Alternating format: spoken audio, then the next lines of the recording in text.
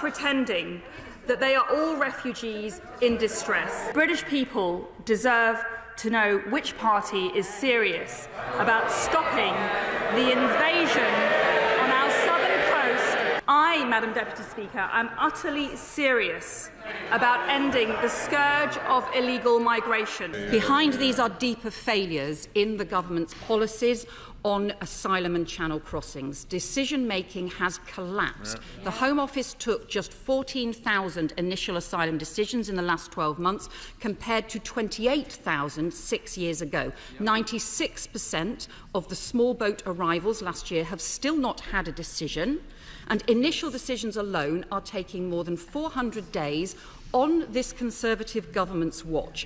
Can she confirm that the Nationalities Borders Bill and changes to immigration rules have in fact added further bureaucracy and delays, leading to tens of thousands more people waiting in asylum accommodation and more than £100 million extra on asylum accommodation bills because their policies are pushing up the use of hotels and the increase in delays?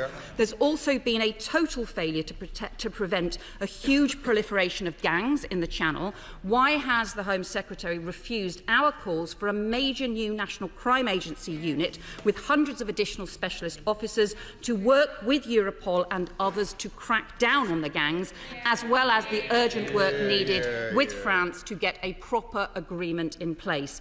And can she also confirm on the Rwanda plan that she has spent an extra £20 million on top of the £120 million already spent on a policy that she has herself described as failing and that her officials have described as unenforceable and with a high risk of fraud? And isn't it now time to drop this unethical and unworkable scheme and put the money into tackling the backlogs and tackling the criminal gangs instead? And let me ask her about her own decisions, which are there are very serious allegations now being reported that the Home Secretary was warned by officials and other ministers she was acting outside the law by failing to provide alternative accommodation. Can she confirm that she turned down plans, contingency plans that she was offered that would have reduced overcrowding, as the reports say? There are also legal obligations, including under the 1999 Act and the 2018 regulations. Can she confirm she was advised repeatedly that she was breaking the law by failing to agree to these plans? One of these meetings on Manston was on the 19th of October. Can she confirm she refused these proposals on that date? It was the same day that she broke sections 2.3 and sections 1.4 of the Ministerial Code.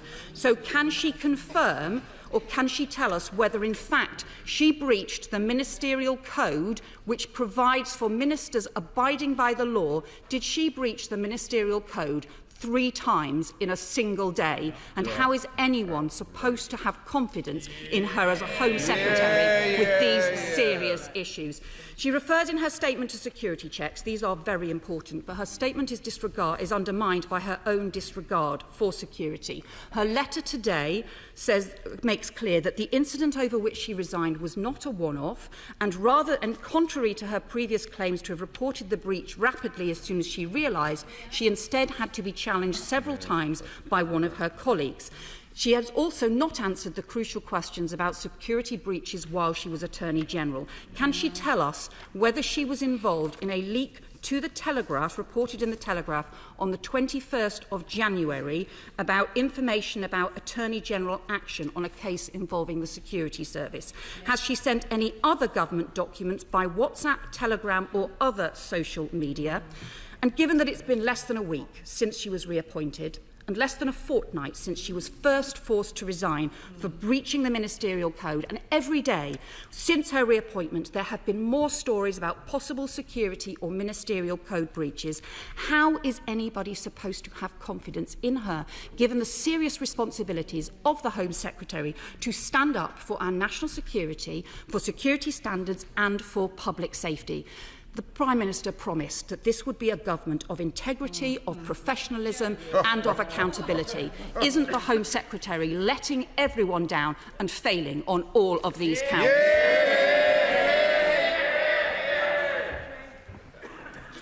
Thank you, Madam Deputy Speaker.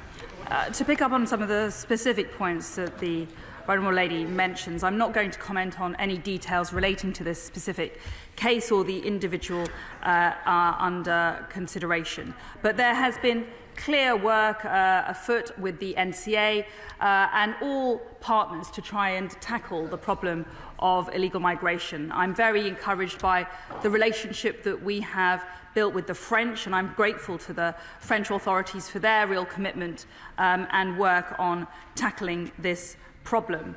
But it's absolutely clear that, as I made clear in my statement, that on no occasion did I block hotels or veto advice to procure extra and emergency accommodation.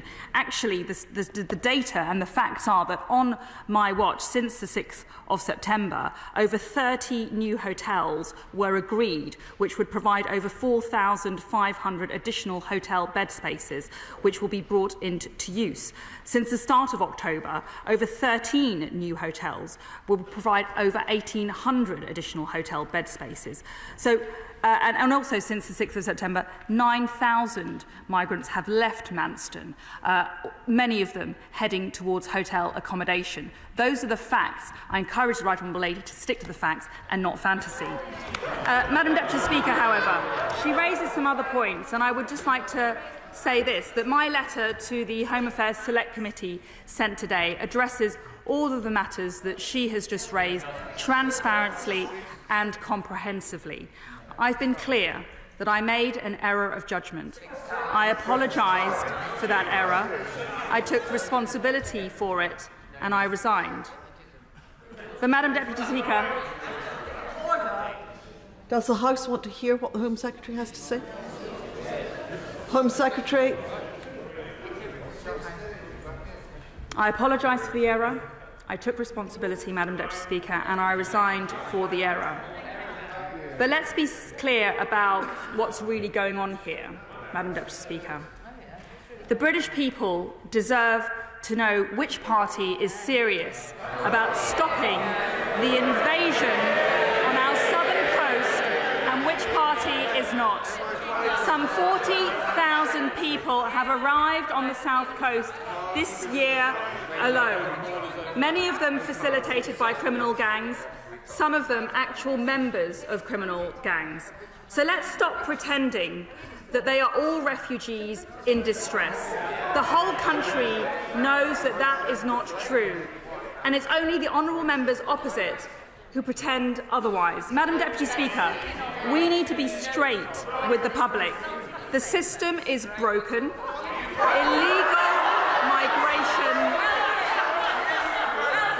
Illegal migration is out of control, and too many people are more interested in playing political parlour games,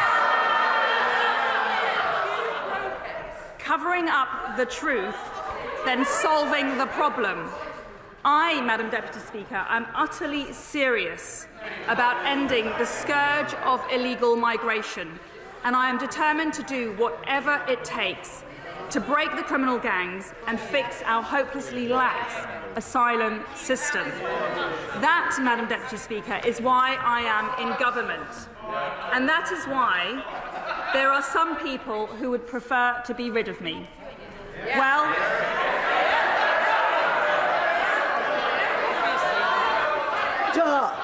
order! I should just point out that I can hear who's making the noise, and it'll be a long time before they're called to ask a question. Secretary of State. Madam Deputy Speaker, let them try.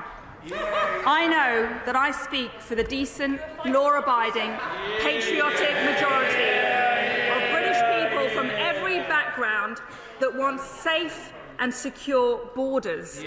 Labour is running scared that this party might just deliver them.